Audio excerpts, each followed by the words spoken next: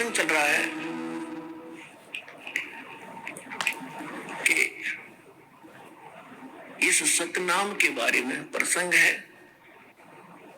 और प्रसंग है कि सदग्रंथ कौन से हैं, सदग्रंथों में को आधार माने तो वो कौन से ग्रंथ है।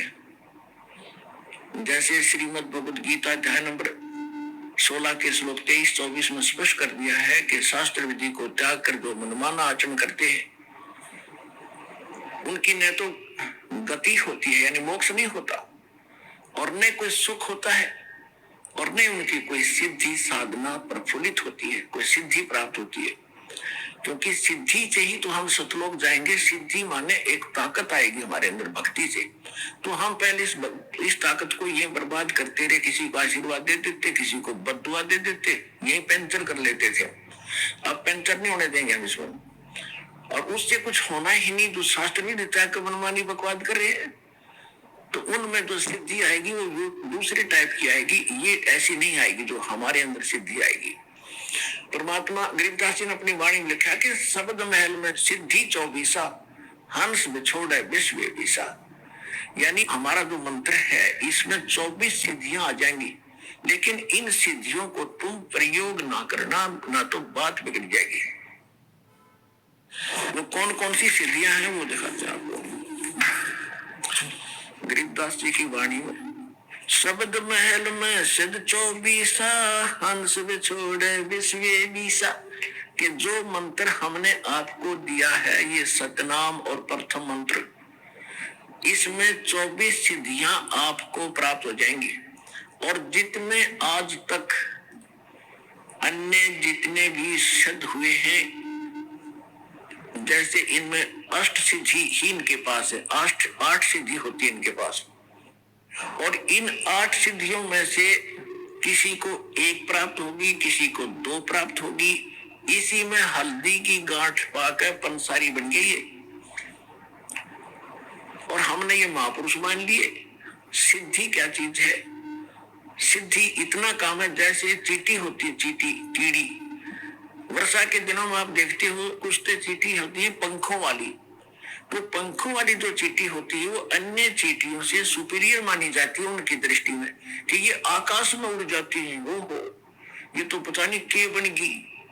और जब वर्षा का महीना आता है, सावन के महीने में ये बाहर निकलते हैं, गर्मी अंदर गर्मी हो जाती है, तो बाहर निकलते ये फिर कहाँ, या तो दीपक पर जल कर मरती है वो उड़ कर जाने वाली, या फिर तब उस बल्लभ के चारों तरफ चक्कर काट काट के वो पंख टूट जाती है, फिर अंत में वो चींटी की चींटी रह जाती है, वो कीड़ा का कीड़ा रह गया, वो पंख सारी जड़गी। तो इसी प्रकार ये सिद्धि जिनके पास प्राप्त है, सतनाम वास्तविक मंत्र था नहीं, और अन्य साधनाओं से जो सिद्धियां प्राप्त की तो उन्होंने यही उनको झाड़ दिया, उनकी पांख सी टूट जाती है। उसके बाद फिर वो जीव के जीव और फिर 83 लाख योनियों में धक्के खाते। अब गरीबदास जी क्या बताते हैं? शब्द महल में सिद्धि 24 हंस बिछोड़े विश्व विसा।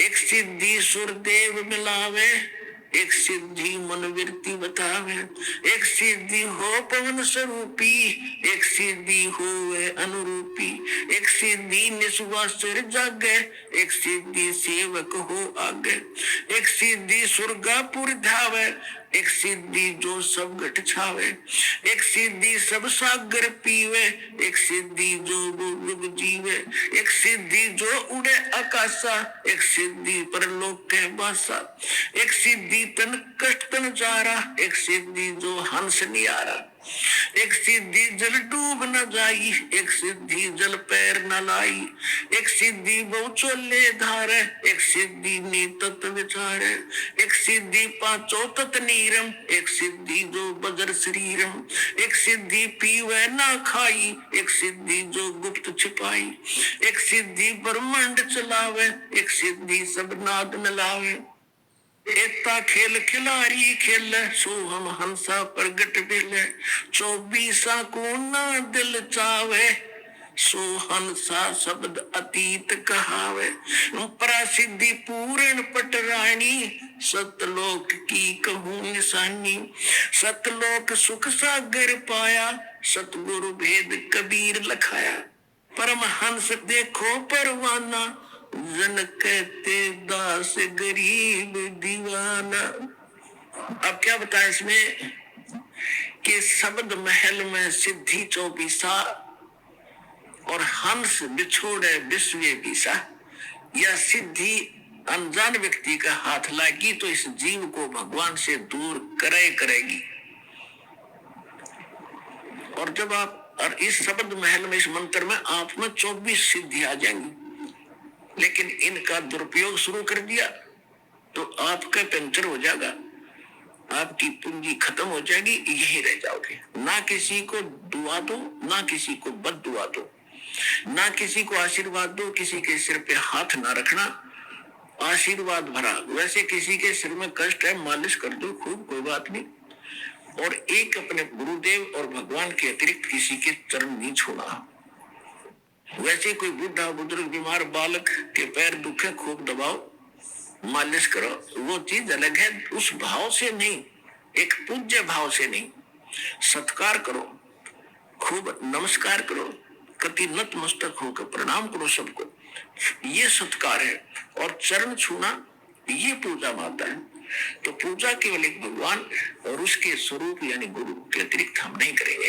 तो ये कुछ मर्यादा है जो समाज से हमारी हटकर होती है, तो हमने समाज के अनुसार नहीं चलेंगे। तो वो प्रसन्न हो या ना हो, हमने परमात्मा को प्रसन्न रखना है, हमने राम राज्य करना है, भगवान खुश करना है। और जिन बातों से गुरु दुख पावे, तीन बातों को दूर भगावे, तब हंसा सतलोक जावे। तो इस तरह के कुछ कहना, किसी को बद्दुआ देना, ये भी हमारी हानि होती है। और ना किसी को दुआ देना, किसी को आशीर्वाद भी नहीं देना, तेरे मुंह हो जाएगा, फलाना हो जाएगा, ठीक हो जाएगा, ऐसा खुश रहो, ये नहीं बोलना। नमस्कार करो, प्रणाम करो, नमस्ते बोलो, राम राम कहता कोई राम राम बोल दो। क्योंकि राम क्या है, राम कौन है? उनका राम जो है सो हमारा राम तो वो है कबीर राम। और आजकल एक बीमारी, एक और नई, एक और चल पड़ी काल की व्यवस्था कि गुड मॉर्निंग बोलेंगे, गुड मॉर्निंग, गुड इवनिंग। बताओ, ये नहीं बोलना हमने, ना गुड इवनिंग कहना, ना गुड मॉर्निंग और ना गुड आफ्टरनून। हम या तो सिंपल कह दो, वो कहता गुड मॉर्निंग, वो कह दो जी मॉर्निंग मॉर्निंग, और या बोल दो गॉड मॉर्निंग, गुड छोड़ के गॉड बोल दो, गुड मॉर्निंग, गुड मॉर्निंग। अब उसका मिलता जुलता अक्षर भी हो गया, विराजी हो जाएगा। गुड मॉर्निंग, गुड, अभ्यास बना लो अपना ये, good morning, good afternoon, good night. यानी गॉड गिवन है ये समय, सुबह भी उसकी तरह से हुई है और दोपहर तक भी हम उसकी रजा से पहुंचे हैं, और शाम हुई है तो भी गुड मॉर्निंग, गुड इवनिंग, भगवान की दी हुई शाम है। गुड वैसे हो जाएगी हमारे कहने से, तुम्हारे कहने से हो जाएगी, लेकिन उसकी हो जाएगी, आपकी पंचर हो जाएगा। तो इसी गलती ना करियो। जब आप कोई गाड़ी ले रखी कार और उसमें से आप किसी दूसरे टायर में हवा भर दोगे, ना भाई मेरा भी काम बिगाड़ेगा, देखो सामने वो हवा वहां से भरवा लो जा करके। तो सतलोक आश्रम पर वाला बता दिए उनको कि वहां हो, वहां से भरवा लो वहां जाके।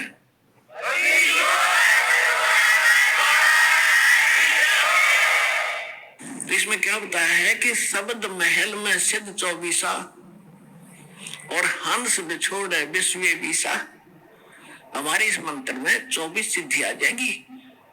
अब जैसे इनमें एक एक दो दो सिद्धि थी, उस समय पता नहीं हमारे लिए आज अलग भगवान बन गए थे। ये ऋषि में ऋषि क्या बताया, एक सिद्धि सुरदेव मिलावे, एक सिद्धि मन वृत्ति बतावे, एक सिद्धि हो पवन स्वरूपी, एक सिद्धि हो अनुरूपी, एक सिद्धि निस्वा सिर जागे, एक सिद्धि सेवक हो आगे।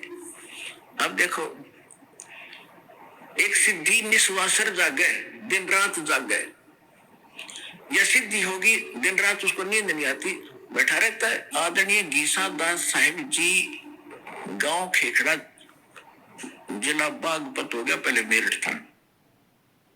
उनके एक शिष्य हुए नेकी राम जी, जो नारी वाले बोले जाते, नारी गांव के थे, वह जाट थे। तो उन्होंने आदमी घीसा दास साहिब जी से दीक्षा ली थी, और घीसा दास साहिब जी के पास वो मंत्र था, लेकिन उनको उन्होंने प्रथम मंत्र दिया था, वो जो प्रथम मंत्र हम आपको देते। तो नेकी राम जी ने क्योंकि ये पिछले स्वभाव होता जीव का, पिछली प्रेरणा थी, कोई तपस्वी था, मनुष्य प्राप्त हो गया, उसकी वही आदत बनी रही, तो उसने वो नाम नोम छोड़कर और अपनी हठ योग से साधना शुरू कर दी, जिससे उसमें उस प्रथम मंत्र का कुछ ज्यादा जाप करने से उसमें एक सिद्धि आ गई। कौन सी सिद्धि आ गई? दिन रात वो सोए नहीं। एक गांव है यहाँ, गांव जिला सोनीपत, गोहाना से और सोनीपत रोड पे खेड़ी दमकन गांव है, तो वहां मेरे मामा जी का गांव है। तो दास वहां जाता था, और हमारी जो माता जी और मेरे मामा जी, नाना जी, वो सारे उस नेकी राम के पुजारी हैं। तो उनकी स्थापना का दास को पता हुआ। अब याद आई वो बातें जब शुरू में सुना करते हम, और विशेष कर जब भगवान की चर्चा चलन लगी वहां जाकर, तो वो कहने लगे कि हमारे यहाँ बड़े महापुरुष हुए हैं नेकी राम जी। उनकी कथा बताई कि उनका हमने यहाँ बहुत बड़ा डेरा बना रखा उन्होंने, गांव वाले ने, कि ये महात्मा यहाँ आकर बैठे थे। हमारे गांव से बाहर एक जंगल था छोटा सा बनी में, और कई दिन बैठे रहे। तो लोग गांव से इनका भोजन ले जाने लगे, श्रद्धालु पहुंच जाते हैं। तो एक ने बताया कि हमने इस महापुरुष को सोता नहीं देखे कभी, सारे दिन रात जागता रहता, बैठा रहता है या घूमता रहता है। तो कईयों ने छुप छुप कर देखा, 10 दिन हो गए, 15 दिन हो गए, महीना हो गया, कि भी सोता ही नहीं कभी भी। पहले इससे बात पर वो भगवान बना लिया, उसका आश्रम गाड़ दिया, उसकी पूजा शुरू हो गई, और सारे चौड़ चपट। अब पता चला उनके ज्ञान भी नहीं था, वो तो गीसा दास जी से विरोधी भी हो गए थे। लास्ट में एक कथा सुनाया करते, गीसा पंथी बताया करते थे कि उन्होंने कभी मान का वचन बोल दिया था नेकी राम जी। तो कहने का भाव ये है कि एक सिद्धि निस्वासर जाते, इस मंत्रों में आपके ये ऐसी सिद्धि आ जाएंगी।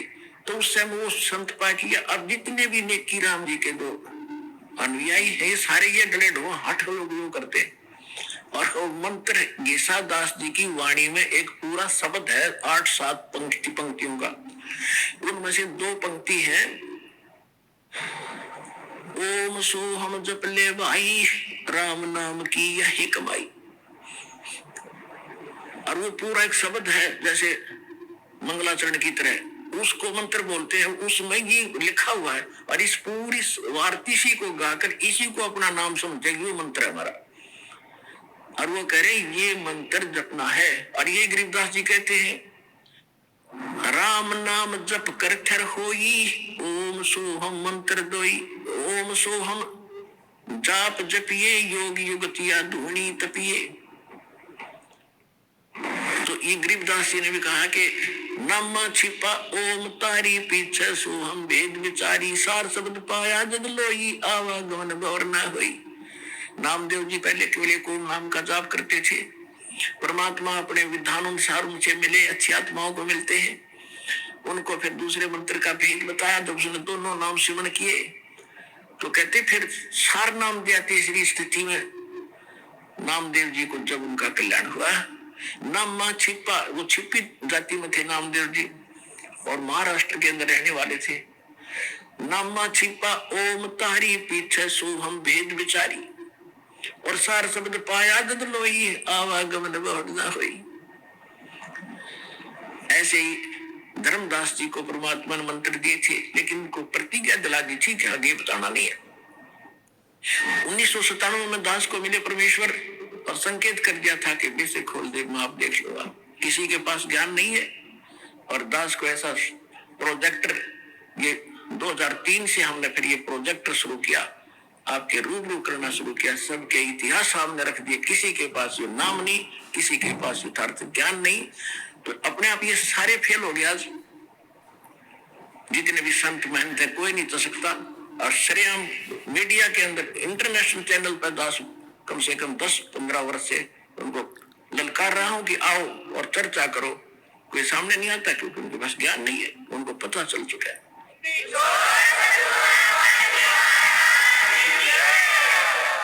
और ये भोले श्रद्धालु उनको भगवान मानने बैठे, नकलियों को संत मान रहे हैं। वो तो जनसाधारण के जैसे भी नहीं, तो पता लग गया भी गलती हो जाए इंसानों से, भूल लगी, भगवान के लिए संत चले हैं, भगवान के लिए श्रद्धालु उनके पीछे लगे, तो उनका कर्तव्य बनता है। जब पता लग गया कि तुम्हारे बारे में कोई गलत, मेरे बारे में कोई गलत बोलता, मैं अच्छा देखता हूँ भाई कहाँ मेरी त्रुटि तो नहीं है, त्रुटि नहीं है तो बोलता रहे, फिर थारे रूबरू करता हूँ किसने ऐसे बोला, देखो ये इसका ये प्रमाण, ये गलत हो रहा है, तो वो ना अपने शिष्यों को कोई जवाब देते।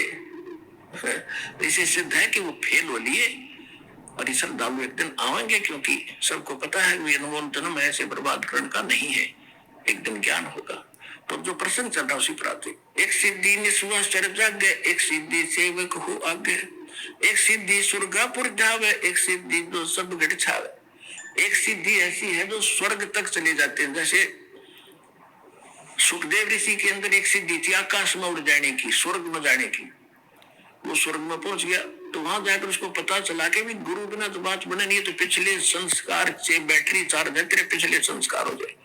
अब यह सिद्धि तुझे पूर्व जन्म से प्राप्त है, ये जिस दिन खत्म होगी उस दिन ये पंख कट जाएंगी, जीव का जीव रह जाएगा। तो तब उसकी अकल ठिकाने आई, तब उन्होंने राजा जनक से दीक्षा ली। एक सिद्धि सेवक हो आगे, एक सिद्धि स्वर्गापुर जावे, एक सिद्धि जो सब घट छावे, एक सिद्धि सब सागर पीवे, एक सिद्धि जो बहुत जीवे। एक सिद्धि है जो सब सातों समुद्रों को पी सकता है, उस सिद्धि प्राप्त प्राणी। जैसे अगस्त ऋषि ने सातों समुद्रों को एक ही घूंट में पी लिया था। अब क्या हो गया, उसके कारण कितना प्रसिद्ध हो गया, सभी देवताओं ने, ऋषियों ने हाथ जोड़े, प्रार्थना की, महाराज यह तो बात बिगड़ जाएगी, यहाँ का वातावरण नष्ट हो जाएगा, सब पाप लग जाएगा। तो प्रार्थना करने से वापस छोड़ दी, फिर समुद्र भर गए, तो क्या हो गया, मुक्त। और परमात्मा ने सारे समेटेगा तो इकट्ठे कर देगा सेकंड में। तो वो उस मालिक के पास पराशक्ति है, पराशक्ति पूर्ण पटरानी, इन सिद्धियों की जननी है वो तो और ताकतवर है, उस मालिक के पास है। और सतलोक की कहूं निशानी, गरीबदास जी कह रहे। तो इसमें काफी वर्णन है, इसमें समय ज्यादा लग जाएगा, अब इतना ही पर्याप्त है। तो संकेत समझाना था दास ने आपको। कहते हैं 24 को ना मन चावे, इन दाखे भी नहीं है। देखो पुण्यात्माओं, जैसे बहुत से भगत देखे, उनकी प्रार्थनाएं भी आती है और वैसे भी मिलते समय भी कहते हैं जी मैंने गलती कर दी। अपने अभी बता रही थी एक बहन कि मैंने अपने भाई के नाम ले रखा था, उसने, मैंने उसको कह दिया कि तू ठीक हो जा, तेरी बीमारी मेरा लग जा, वह ठीक होगी मेरा लगी। हम फिर ये पंगा क्यों मोल लो तुम? तो कहने का भाव ये है, ये गलतियां करनी छोड़ दो, दिक्कत हो जाएगी, क्योंकि भक्ति करो तो ढंग से करो। अब इसको तो हम इतना सस्ता मान रहे हैं, ये तू अपनी भतीजी ने दे देने 20 लाख रुपये दे कर दिखा, चोरने भी ना दे, और दे तो वही वापस दे दिए मेरे। उस धन का आपको पता है, इस धन का आपको पता ही नहीं कितना कीमत आपको कहाँ आवश्यकता पड़ेगी। तो इसलिए ये सारा कुछ ज्ञान देकर आपको सतर्क किया जा रहा है कि कहाँ आप फाउल होते हैं, कहाँ आप मार खाते हैं, और कौन सा धन कितना कीमती आपका है, और इसको आपने कैसे सुरक्षित रखना है ताकि मोक्ष आपको प्राप्त हो सके। आज का जो प्रसंग चल रहा था वहां तो स्टार्ट भी नहीं हो पाया दास। आज का सत्संग प्रारंभ यहां से हुआ था कि परमात्मा पाने के लिए हमने अपने सदग्रंथों को ही आधार बनाना है। और सदग्रंथ कौन से हैं? श्रीमद् भगवत गीता और पवित्र चारों वेद, और जो ज्ञान परमात्मा स्वयं आकर अपने मुख कमल से बोलता है।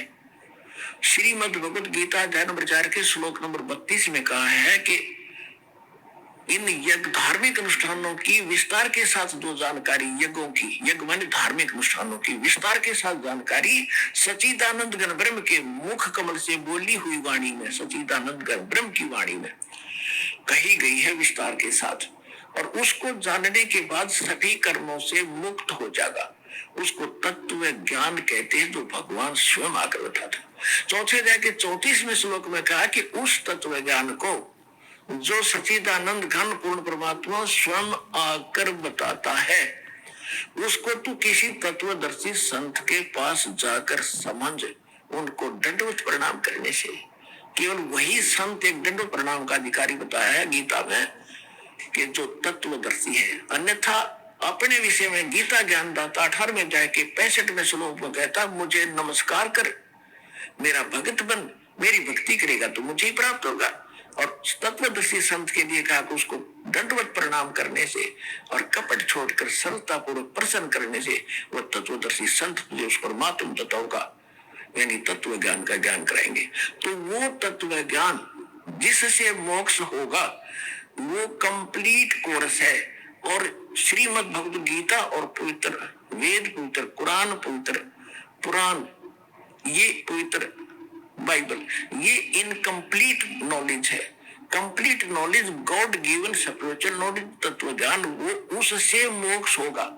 वो असली शास्त्र है और उसमें से वेद भी मेल खाते हैं, गीता भी मेल खाती है। और उनमें जो ज्ञान नहीं है वो ज्ञान भी उसके अंदर है, तत्व ज्ञान के।